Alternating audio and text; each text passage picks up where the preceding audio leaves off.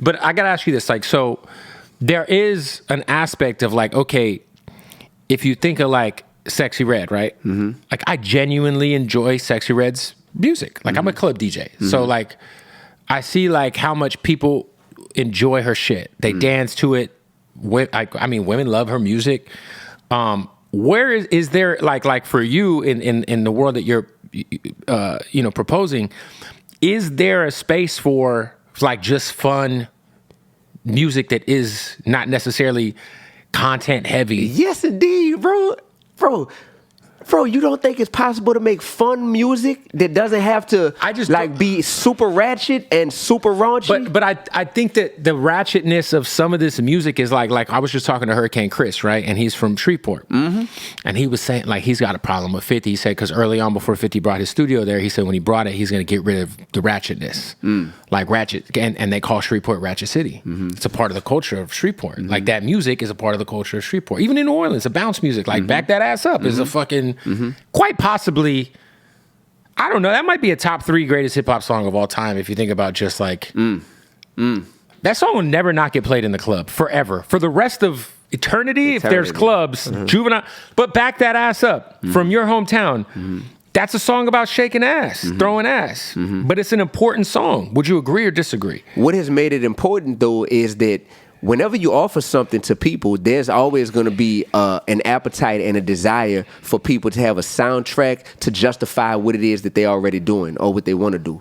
So when you think about it, music is not supposed to be on the back end, no pun intended, but on the back end of what's going on. Musicians are supposed to be the cultural savants and the leaders to say, where do we want to take our people? You feel me? And that's the problem is musicians have fallen into, well, what do the people want? Whatever the people want, that's what I'm going to give them. That's the problem. I think that as a leader, it's about giving people what they need, and giving them what they need is going to change what it is that they have a taste and a desire for. So do you think, I'm going to ask you about that one song, being from where you're from.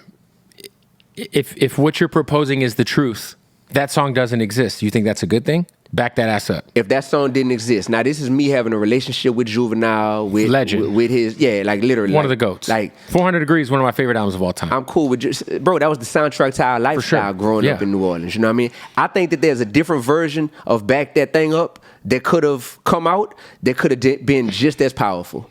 Okay. Literally. Same beat, same hook, same cadence, you heard me? That could have been just as powerful. And I think that our world doesn't normalize that that's even a possibility. And we just say, well, it just had to be this one song, because we can't even imagine something being that powerful if it wasn't that. But bro, thankfully there's artists who have come along, myself being one of them, that's showing like, wait, this can be a hit. This song can get played by the masses and people loving this song, but it has a different vibe to it. Same vibe in some ways, but it doesn't have to all the way dip into the lowest level of who we are. I think what's also very like easy. Summertime by Will Smith, not to cut you off. Summertime by Will Smith. Ain't that a classic song? I don't know if you could throw ass to Summertime though. Okay. Is there a song that you could throw booty to that is not all the way in the juvie, Back That Thing Up lane? Is there a song you could throw booty? Not that you could throw, because I'm not trying to see you throw booty at all. Respectfully, of course not. Yeah. Is there?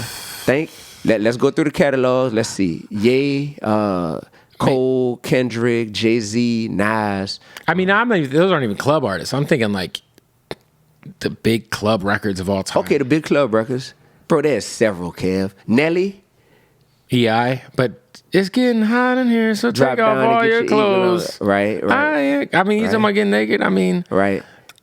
I'm gonna have to make the song then. I'm gonna have to make it, bro. But so listen. I think the other answer to this is, one, it's not realistic to think that like that's even like a real possibility. I think what is realistic is guys like yourself, guys like Kendrick, inspiring people to be like, oh, we ain't got to do it this way. And I think that this is the highest version of people paying attention and being like, That's why I said like this, somehow this beef with Drake has opened up a lot of fans' eyes to being like, oh, shit. And I think the problem there is, though, Kendrick is a generationally talented human being. And not everyone's as talented as Kendrick Lamar, where people will overlook what they might want to hear to be like, oh, this shit is just so good. It's undeniable. That I can't even deny it. Because think of all the people who were hating on Kendrick. Even when Euphoria dropped, and I think Euphoria is the best record out of all the disses, it was like they didn't really be like, okay, Kendrick, until Not Like Us came out, because Not Like Us was easier on the ears. You could dance to it, club record. Dance to it. There you go. Oh, I thought of a record, by the way, that people throw booty to. They got a different vibe. Nice for What by Drake. Fair enough. Yeah. Great record, by the way. Yeah. And it's the New Orleans sound. The New Orleans bounce. You feel me? But I'm just curious, I think that would, to me, be the answer is like, whatever's happening right now with this moment of music is hoping that it can help inspire artists to change and or artists who are doing that type of music. Kenny Mason from Atlanta.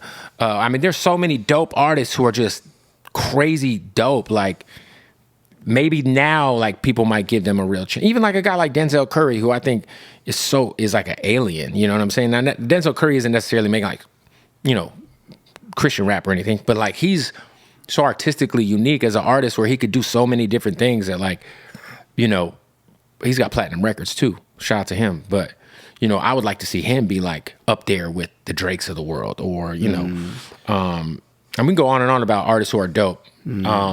But I think that's kind of, we're in this space where it's like, okay, well, the guy doing it at the highest level is an alien. And really, the other guy who's doing it at that level is J. Cole, who's also an alien. And I say this because those are the two guys who are a part of the big three and have kind of been a part of, like, it's them two and Drake. And, listen, Drake also is an alien. Let's be clear. Drake is one of the greatest artists who's ever lived. I think that with Kendrick and Cole being so prominent throughout the culture throughout all these years, like, what's common, the commonality about both of them is that they are conscious of what they're putting into the world. And they're two of the biggest three. There you go. Two-thirds of the big three is super conscious about. Super conscious and super purpose with their intent on everything they do. Whether it's an artist they sign, whether it's a verse that they drop.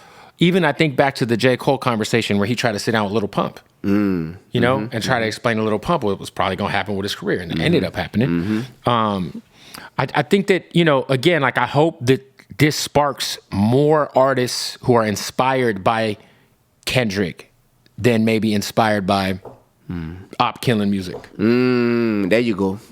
Absolutely. But I don't know. We probably won't see that for a few 3, 4, 5 years. But I think we're seeing it right now. Bro. Like I said, I just put my song out yesterday called Call It Like It Is. Yeah. And it's me responding to Kendrick and showing him love for, Dee-1, I want to make sure that more people know who you are, you know what I'm saying, by saying that in the song. So then it's up to me saying, bet, the shift is happening right now. I'm clearly a part of this shift. Yeah. So when I get the baton, I got to do what I do. So I hit him with, what's the point of writing all of these lyrics if I'm rapping to an audience that ain't trying to hear it? They rather me blow a bag than rap about building wealth. They rather me get some brain than rap about mental health. Don't censor me. Eventually, try to make sense of me. I don't need your dollars. I need you to think sensibly. You feel good now that you vegan. That's funny. If you're still promoting garbage, you just a healthy dummy. My city don't even love me. I'm calling it how it is. I'm a threat to the power structure, brainwashing our kids, fracturing all the egos of illegitimate heroes. I only look up to one man, because he died, then he rose. I keep it too real, because life don't last too long. If everybody likes me, I'm doing something too wrong. Maybe in time, they'll appreciate my words like Nipsey. Till then, I'm going to see how far keeping it real gets me. So call it like it is. Call it what it ain't. Call it what you want. No, I ain't on that drink. I'm speaking from the soul. And I don't care who feel it. Yeah, hip-hop is dead, and y'all the ones who killed it. No, I am not impressed, and I say that with my chest, man. Come on, man.